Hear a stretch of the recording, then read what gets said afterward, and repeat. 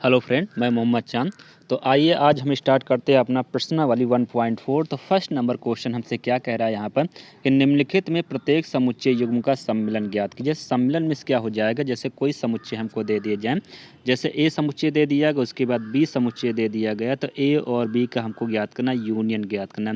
अब यूनियन क्या होता है, समुच्चय ए के जो अवयव हैं समुच्चय बी के अवयव हैं, उन सभी अवयवों को क्या करेंगे, एक समुच्चय में हम लिख लेते हैं। पर ध्यान रहे, यदि समुच्चय ए में हमारा मान लेते हैं 2 है और समुच्चय बी में भी हमारा 2 है, तो 2 को सिर्फ हम समुच्चय में एक ही बार लिखेंगे, दोबारा नहीं लिखेंगे यहाँ पर। तो यहाँ पर दे दिया गया हमें first number question x equal to दे दिया गया यहाँ पर 1 3 5, y इजिकल टू दे दिया 1 2 3 दे दिया गया यहाँ पर। तो इसका सम्मिलन हमें क्या प्राप्त होगा, x union y is equal to हमारे पास आ जाएगा यहाँ पर। देखिए यहाँ 1 है, इसमें भी 1 है तो 1 लिख लेंगे, और उसके बाद कामा, इसमें 3 है, इसमें भी 3 है तो 3 भी हम लिख लेंगे यहाँ पर।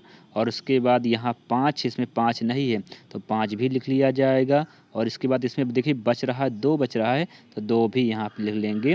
तो क्या हो जाएगा, समुच्चय x और समुच्चय y के जो अवयव हैं इनको कोई एक समुच्चय में हम रख लेंगे। इसको आप क्रम से भी लिख सकते हैं, ये ऐसे भी लिख सकते हैं 1 कामा 2 कामा 3 और उसके बाद कामा हो जाएगा यहाँ पर 5। इस प्रकार से भी इसको लिखा जा सकता है।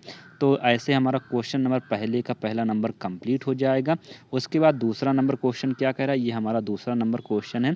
एक्स ए इजिकल टू दे दिया ए ई आई ओ यू दे दिया गया, बी इजिकल टू दे दिया गया हमें यहाँ पर ए कामा बी कामा यहाँ पर सी दे दिया गया है। तो इसका हमें ज्ञात करना ए यूनियन बी। तो कैसे ज्ञात करेंगे, ए यूनियन उसके बाद बी इजिकल टू हो जाएगा यहाँ पर, देखिए ए इसमें है, ए इसमें भी है तो ए लिख लेंगे हम यहाँ पर। उसके बाद बी देखिए इसमें बी नहीं है इसमें तो बी भी लिख लिया जाएगा। और सी इसमें है पर सी इसमें नहीं है तो सी भी लिख लेंगे। और फिर इसमें कौन कौन बच्चे, आई ओ यू बच्चा है तो आई भी लिख लिया जाएगा, ओ भी लिख लिया जाएगा, उसके बाद यू भी हम ऐसे यहाँ पर लिख लेंगे। तो इस प्रकार से हमारा कंप्लीट हो जाए, ये यहाँ पर कामा लगा लीजिएगा। उसके बाद क्या हो जाए, तीसरा नंबर क्वेश्चन कह रहा है कि एक्स कह रहा हमसे कि x एक प्राकृतिक संख्या है और 3 का गुणज है। तो x हमारी एक प्राकृतिक संख्या है और 3 का गुणज है। तो हम पहले यहाँ पर लिखेंगे समुच्चय A में कौन कौन से अवयव आएंगे।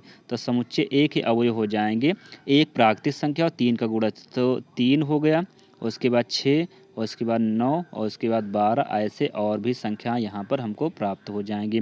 बी वाला समुच्चय हमसे क्या कह रहा है, तो बी इजिकल टू हम क्या यहाँ पे लिखेंगे, बी इजिकल टू हो जाएगा हमारे पास, कह रहा है एक्स सच दैट एक्स संख्या 6 से कम एक प्राकृतिक संख्या। तो 6 से कम प्राकृतिक संख्या कौन सी होती है, 1 होता है, 2 होता है, उसके बाद 3 और फिर उसके बाद यही हमारा हो जाएगा 4 हो जाएगा और उसके बाद 5, इतनी संख्याएं हो गई। अब देखिए इसमें जब हम देखते हैं तो इसमें हमको क्या मिल रहा है यहाँ पर, अब ए यूनियन बी ज्ञात कर, तो ए यूनियन बी में कौन कौन लोग आ जाए, 1 2 हो जाएगा, एक ये 3 इसमें 3 इसमें 3 भी एक ही बार लिखेंगे। और उसके बाद ये 4 लिख लिया जाएगा और उसके बाद 5 ये लिख लिया जाएगा और उसके बाद 6 9 12 उसके बाद 15 और भी डैश डैश करके यहाँ पे लिख देंगे। तो ये हो जाएगा हमारा इस प्रकार से ए यूनियन बी हो जाएगा। आप यहाँ पर देख सकते हैं ए यूनियन बी कितना आ गया हमारे पास, ये हमारे पास आ गया 1 2 और उसके बाद यहाँ पर 4 5 और उसके बाद 3 का गुणज, जितनी भी संख्या यहाँ 3 बीच में नहीं लिखा मगर 3 का गुणज यहाँ पर, तो 3 गुणा मतलब 6 3 6 9 12 डैश डैश डैश, ये सभी संख्याएं हो जाएंगी। उसके बाद अगला नंबर दे दिया गया हमें, क्वेश्चन कह रहा है यहाँ पर चौथा नंबर कि एक्स सच दैट एक्स एक प्राकृतिक संख्या है। और उसके बाद दे दिया गया हमें क्या एक्स जो है बड़ा है 1 से और उसके बाद छोटा है बराबर है 6 से। तो समुच्चय ए के अवयव कौन कौन होंगे, समुच्चय एक्स के अवयव होंगे 2 होगा, 3 होगा, उसके बाद 4 होगा, फिर उसके बाद 5 होगा और साथ में 6 भी हो जाएगा हमारा। तो ये तो हो गया समुच्चय ए के अवयव हो जाए। समुच्चय बी में हमसे क्या कह रहा है, तो समुच्चय बी के हो जाए एक्स सच दैट एक्स एक प्राकृतिक संख्या है और एक्स का मान 6 से बड़ा होगा और 10 से छोटा। 6 से बड़ा कौन कौन होते हैं, 7 होता है और उसके बाद 8 होता है और उसके बाद 9 होता है, ये हो गए। और 10 से छोटा कह तो यही तीनों यहाँ लिख लेंगे। तो ए यूनियन बी में कौन कौन से लोग आएंगे, तो ए यूनियन बी के हमारे अवयव ये सभी अवयव हो जाएंगे और उसके बाद ये 7 8 उसके बाद 9 हो जाएंगे। तो 2 3 4 5 6 7 8 9 तक आपको जो है ए यूनियन बी में लिखना है। जैसे आप यहाँ पर देख सकते हैं, यहाँ पर क्या लिखा हुआ है, ए यूनियन बी को जो हम जब लिखेंगे तो ए यूनियन बी में कौन आ गया, 2 3 4 5 6 और 7 8 उसके बाद यहाँ पर 9 हो जाता है। उसके बाद अब क्वेश्चन नंबर हमसे 5वां नंबर यहाँ पर क्या करा है, ए के अवयव दे दिया 1 2 3 दे दिया गया और बी क्या है, रिक्त समुच्चय। तो बी में कोई अवयव है ही नहीं। तो जब हम ए यूनियन बी ज्ञात करेंगे तो क्या हमें प्राप्त होगा, हमें यहाँ प्राप्त होगा 1 कामा 2 कामा यहाँ पर 3 प्राप्त होगा। बी में क्योंकि एक रिक्त समुच्चय है, कोई अवयव नहीं है, तो ए के सभी अवयव प्राप्त हो जाएंगे। यहाँ संबंध भी आप दिखा सकते हैं कि A union B is equal to क्या हो जाएगा, यहाँ पर ए के इक्वल में हो जाएगा यहाँ पर। ठीक है, तो इस प्रकार से ये हमारा फर्स्ट नंबर क्वेश्चन जो है कंप्लीट हो जाता है। अब आइए देखते हैं अपना क्वेश्चन नंबर 2। अब उसके बाद हमारा दूसरा नंबर क्वेश्चन क्या कह रहा है, यहाँ पर कह रहा है कि मान लीजिए कि A equal to A comma B है, B equal to A comma B comma C. क्या ए सबसेट ऑफ बी है और ए यूनियन बी यहाँ पर हमको इसमें ज्ञात करना है। तो क्या यहाँ पर हमको प्राप्त होगा, तो आइए देख लेते हैं क्या हो जाएगा हमारे पास ए सबसेट ऑफ बी। तो ए सबसेट ऑफ बी का मतलब होता है क्या ए के सभी अवयव बी में हैं। जब ए के सभी अवयव बी में होते हैं तो हमारा कहलाता है ए सबसेट ऑफ यहाँ पर बी हमारा कहलाता है। तो इसमें क्या हो जाएगा, यहाँ पर जो हम देख रहे हैं समुच्चय समुच्चय ए में अवयव हमारे पास है ए कामा बी है और बी में अवयव हमारा है ए कामा बी कामा सी यहाँ पर। तो ए के ये दोनों अवयव हमारे क्या हैं, यहाँ पर हमारे बी में यहाँ पर हमको प्राप्त हो रहे हैं। तो ए के सभी अवयव यहाँ पर बी में है, तो क्या हो जाएगा यहाँ पर A is the subset of B. यहाँ पर इस प्रकार से आप इसको दिखा सकते हैं। उसके बाद ए यूनियन बी हमसे ज्ञात करने के लिए कह रहा था। तो A union B is equal to हमें क्या प्राप्त हो जाएगा, यहाँ पर देखिए ए बी तो ये दोनों रहेंगे ही, ए कामा बी हो जाएगा और उसके बाद बच्चा यहाँ सी, सी भी हम लिख लेंगे। तो ए बी इसमें भी, ए बी इसमें भी है यहाँ पर, तो इसको सिर्फ क्या करेंगे एक ही बार यहाँ पर लिखा जाता है। उसके बाद इस प्रकार से हमारा ये दूसरा नंबर क्वेश्चन कंप्लीट हो जाता है।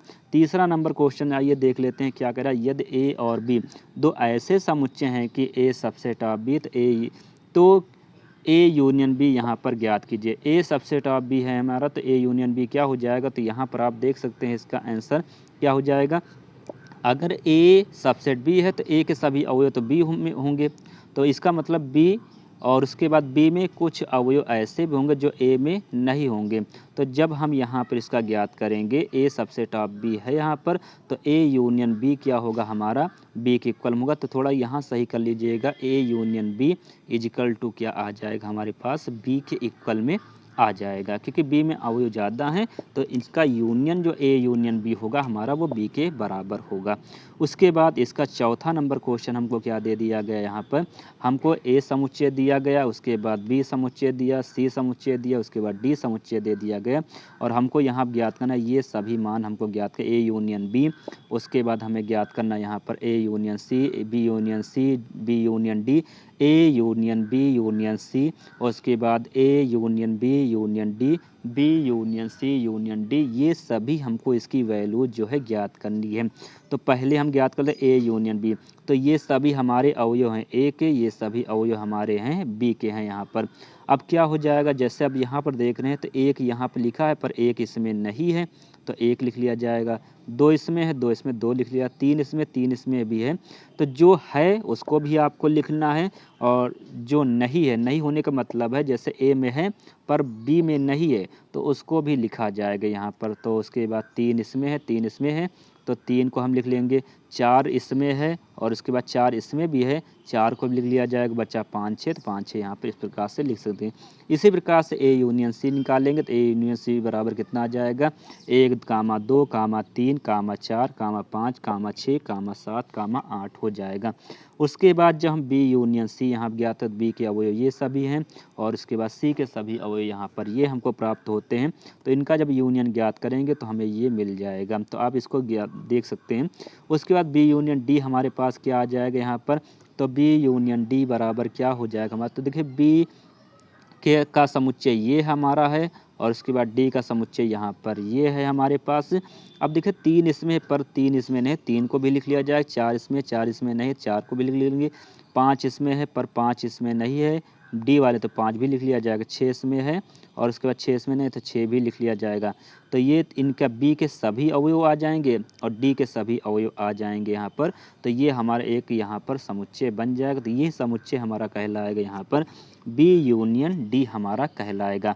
उसके बाद इसी प्रकार से A union B union C हमको निकालना। तो ए के सभी अवयव यहाँ पर आप लोग क्या कर लीजिएगा, ये हमारा हो जाएगा ए यूनियन बी। ये हमारा ए है समुच्चय और ये हमारा है बी समुच्चय है। तो इनको पहले निकाल लेते हैं, यूनियन यहाँ पर लगा दीजिएगा।